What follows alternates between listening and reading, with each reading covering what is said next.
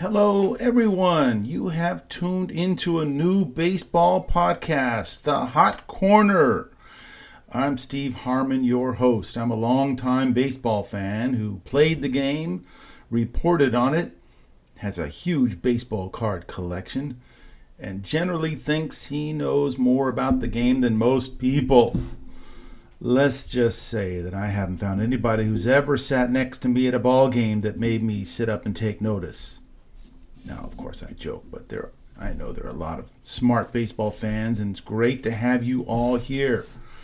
I've started this podcast with the hopes of creating an ongoing conversation about this great game of baseball. In particular, I'll be focusing on the Bay Area teams I grew up with, the San Francisco Giants and Oakland A's, though I will reserve the right to take long looks at the rest of the major leagues. I'm based in Sacramento, where a historical event is about to unfold. The major leagues are coming to town. This can't be anything but odd, given the circumstances under which the A's are coming to town, as a temporary tenant waiting to take residency in another state 3 years from now. It's also sure to be an odd experience for major leaguers to play in a distinctly minor league setting.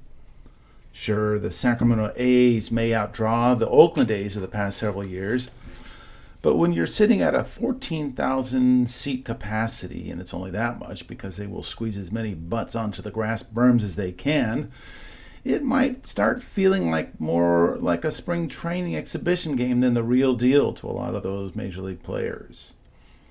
But there is a true anticipation among Sacramento fans as they wait for their new team to arrive. There won't be much of a shortage in fans willing to pay major league prices to get a closer, more intimate look at the Aaron Judges of the world. Plus, A's fans are in abundance here. Before the Giants won the rights to have Sacramento as the base for their AAA team, it was the A's AAA team and home for years.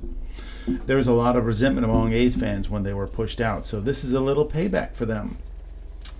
All right, about this podcast, I'm calling it the Hot Corner. Most fans know the reference. It's what they call third base, where you're expected to feel all the shots flying at you. I played third base in high school and used that phrase for a weekly column I had back in my sports writing days. Plus, I'm podcasting literally from a hot corner in Sacramento, where it gets scorching in the summer.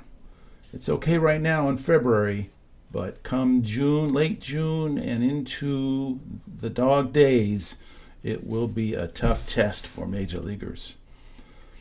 Last, I hope I can generate passion among you all to make this truly a hot corner where I'm fielding all the hard ground balls coming my way. My hope is to offer incisive takes on games, managerial decisions, trends, and all the rest. I also want to inject some history into the conversation, giving a nod to moments in time that may have slipped our minds but are part of the game's fabric and the reason we love it. Another idea I have is to add some old school knowledge to the discussion, or old school attitude. Might call it the get off the lawn segment. For instance, I might take issue with a new rule or somebody's use of analytics. I'd also like to feature baseball literature. Good baseball writing is what drew me to sports writing. I've got a whole bookshelf dedicated to baseball literature that I might pull down to share some thoughts on it from time to time. All right, with spring training now getting underway, I want to dive into some analysis on both the Giants and the A's. I want to start with the Giants based on news that manager Bob Melvin made this week as players started trickling into camp. In the first of his media meetings, Melvin told the beat writers in camp that he would like to see Jung-Hoo Lee hitting third in the lineup. That was a bit surprising since Lee had hit leadoff in a short time last year before a season-ending injury. The thinking is that Melvin wants Lamont Wade Jr.'s on-base skills at the top. Makes sense. Wade had a .380 on-base compared to Lee, who had a .310 on-base percentage. Lee walked only 10 times in 158 plate appearances.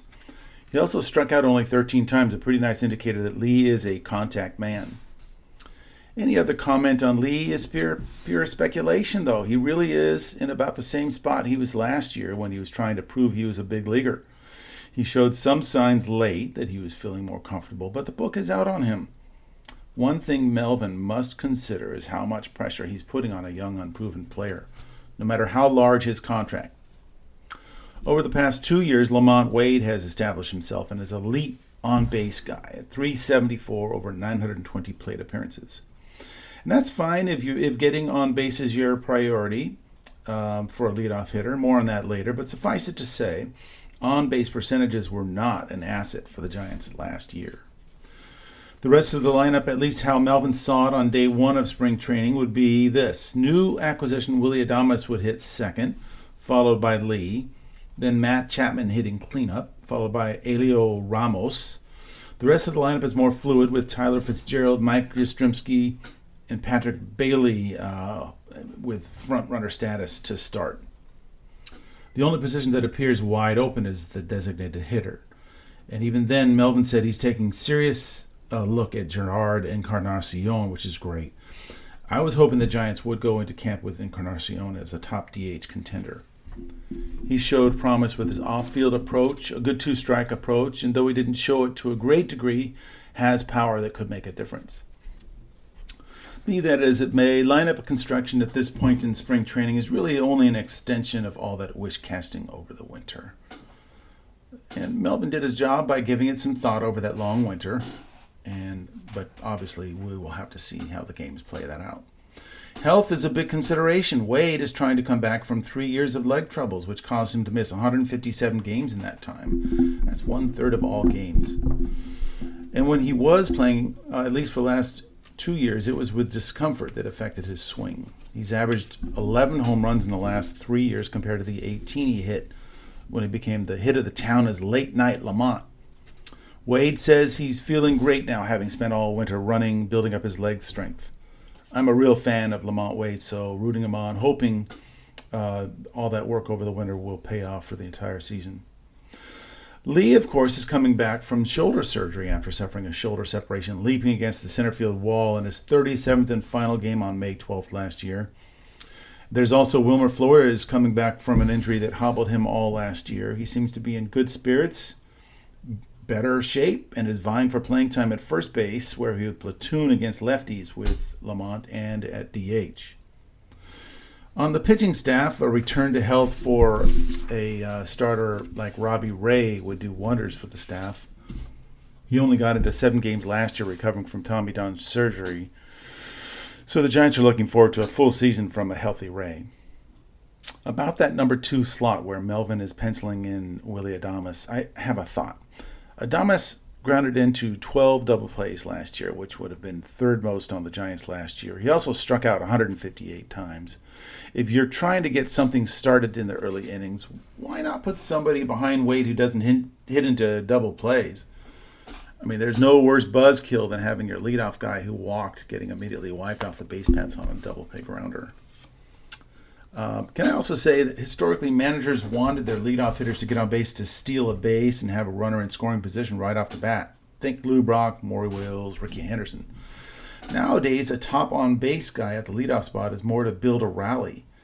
I mean, Lamont Wade does not pose a threat as a base stealer at all. So wouldn't you want a guy who hits for a higher average hit second to build that rally for the middle of the lineup? Tyler Fitzgerald might be that guy. He hit into only 2 double plays in 341 plate appearances. For a while, he's hitting around 300 before dropping to 280 by the end of the year. And if you're looking for an immediate jolt, remember Fitzgerald showcased nice power with 15 home runs, actually leading the Giants in slugging percentage at .497. You could lengthen the middle of the order by placing Adames 5th in the lineup behind Chapman, with Ramos hitting 6th. All right, getting back to the topic of on-base percentages. The Giants finished last year as one of the worst in on-base percentage, finishing 21st with a .305 on base. They were also 11th highest in strikeouts with 1,452. Yet they also were way down on the list of team home runs, 19th among the 30 teams with 177 last year. Power hitters can be excused for their wild swings if they connect for a long ball once in a while. But if you're just swinging wildly without power as at least a side effect, what's the point of all the big swings? They weren't getting on base, weren't hitting home runs, and were striking out. One interesting nugget, the Giants were in the middle of the pack in walks, 14th. But it was their .239 batting average that sunk them and dropped their on-base percentage to as low as it was.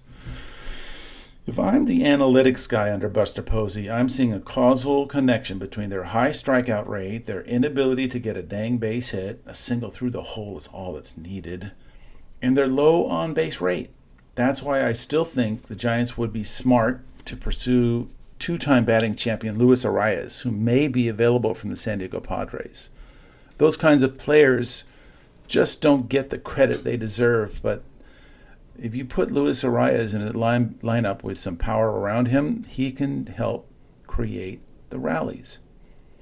It's why I have some reservation about the Willy Adames signing. Adames is a .248 lifetime hitter. It's even lower in the last 3 years when he became a legitimate slugger. He has hit it 30-plus home runs in 2 of the last 3 years, averaging 29 in those 3 years and 97 RBI, which is great. But his batting average in that 3-year stretch has been .236, while averaging 168 strikeouts a year.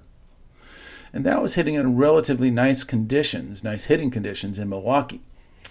And the Giants already have someone like that in their lineup, Matt Chapman, who hit .247 last year while striking out 158 times. Amazingly, that was below his average of 174 per year for the last 4 years. But there's no getting around the fact that Adames is their starting shortstop, who did end up 10th in MVP voting last year and signed up for the next 7 years in San Francisco. So he will play a central role in the fate of the Giants. The key to his success will be who surrounds him and whether they can make up for his swing with missed tendencies. Make up for his swing and missed tendencies. However, do you know the Giants had 6 hitters who struck out 100 or more times last year, and another 2 would have if not for injury. Wade had 90 in 401 plate appearances, or by trade, Jorge Soler had 97 in 392 plate appearances. Those 2 would easily have surpassed 100 in a regular season. And the combination of Thairo Estrada and Brett Wisely added 145 strikeouts as they split duties at second base. So the Giants legitimately had a full lineup of 9 hitters of 100 strikeout players. Maybe someone can look that up to see if it made Ripley's believe it or not. I did scan other teams, and teams did have a high number of 100 strikeout players, but none had as many as the Giants. If I can see this, I sure hope Buster Posey and Bob Melvin can see it too and make it a high priority to address as they build a body of spring work. Let me just say that the Giants can improve if they work on line drive gap hitting. Put the ball in play and stop worrying about putting the ball into the bay.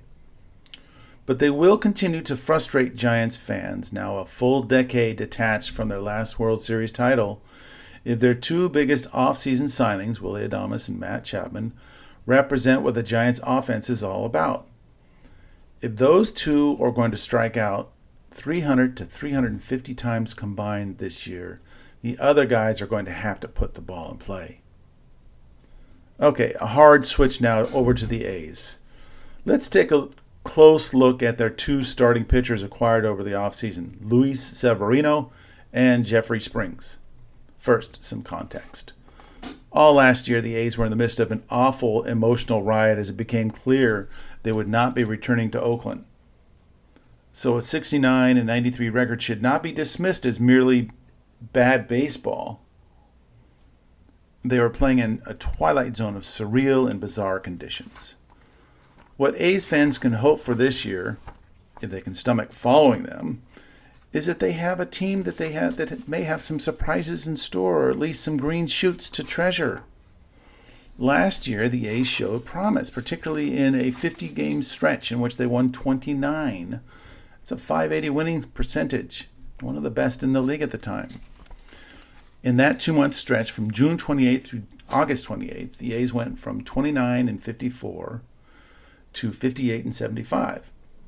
They had wins of 19-8, 18-3, and 13-3, so their bats were booming. Earlier in the year, they had a season-high 20 runs. It's not a lineup you want to trifle with.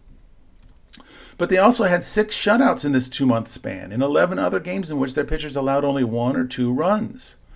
There was plenty to be proud of, especially under the circumstances. I know many Oakland fans are bitter and have declared the A's dead to them now that they have left the Coliseum, but I can bet some of them will be watching at least out of the side of their eyes to see how they do in Sacramento. The Giants, on the other hand, had no such stretch of quality play last year. The best 50-game span that I could find from last year was a 26-24 record. They did win 10 of 12 at one point, but that was just enough to get them 2 games over 500 at the time. They were truly the picture of mediocrity pretty much all season long, right around the 500 mark, usually just below it, and of course finishing 3 games below it, or 2 games below it. Let me just interject a personal aside about the A's. I became a baseball fan in 1968, introduced to the Giants by a kid down the block by the name of Richie Drinky. That was a year before the A's moved to Oakland from Kansas City, so by the time they did arrive in Oakland, I was born and bred a Giants fan, even though I was an East Bay kid. But my dad loved this novel curiosity and made sure we connected with this new team. My first Major League game was at the Oakland Alameda County Coliseum in June of 1969.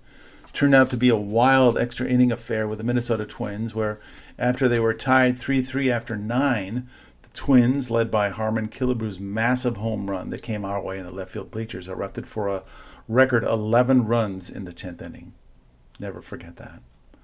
Over the years, we made the Coliseum bleachers our second home.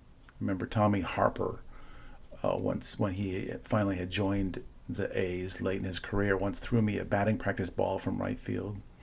I got Reggie Jackson's autograph on the final day of the 1975 season after he wrapped up a tie for the home run title, and just before he was shipped off to Baltimore in one of the saddest trades in history. That was the day that 4 pitchers combined for a no-hitter for the Oakland A's as they got ready for the 1975 playoffs with the Red Sox. Later, my younger brother became acquainted with Billy Martin as his sister's dog sitter, so we got free tickets and even an opening night pass to a pregame party where I met Billy's mother being wheeled around in a wheelchair wearing dark glasses. I stood by the chocolate vat dunking strawberries until the game started. So many more memories of the Coliseum. Once I got up to the press box as a student with a daily press pass and saw Bill King broadcasting the game in his boxer shorts while eating popcorn. But I digress. Let's take a look at the A's 2 main acquisitions over the winter. Both are starting pitchers, immediately bolstering a staff that has good young talent. They signed veteran free agent right-hander Luis Severino to a 3-year, $67 million contract with an opt-out in the final year. After spending his first 8 years with the Yankees, he was with the Mets last year on a 1-year deal. Despite all that experience, Severino's still just turning 31 years old. He'll be 31 on February 20th. He went 11-7 with a 3.91 ERA for the Mets last year, tied for the league lead with 1 shutout. Don't get me going about that. I will have some words about that at some point. He has a career whip of 1.19, which testifies to a real efficient history. 3 times in his 9-year career, he's thrown at least 182 innings, though never 200. Twice he's had 220 or more strikeouts, though that was in 2017 and 18. Last year, his strikeout total was 161 in 182 innings, so he still has stuff. One thing he brings to the A's is playoff experience, though his numbers won't blow you away. He's pitched in 14 games with a 2-5 record and a 4.62 ERA.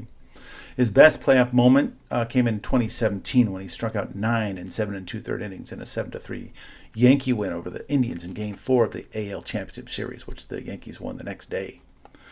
More recently, in last year's playoffs, Severino started 3 games and gave up 6 earned runs in 16 2/3 innings, beating the Brewers in the wild card, taking a no decision against the Phillies in the division series, and losing to the Dodgers in the championship series. His loss in Game 3 of that series is a strange one, worth talking about a minute. Severino was pitching fine, allowing only 3 hits and 2 unearned runs in 4 2/3 innings, though he had walked 4. 2 of those walks came in the 3rd inning to Shohei Ohtani and Mookie Betts.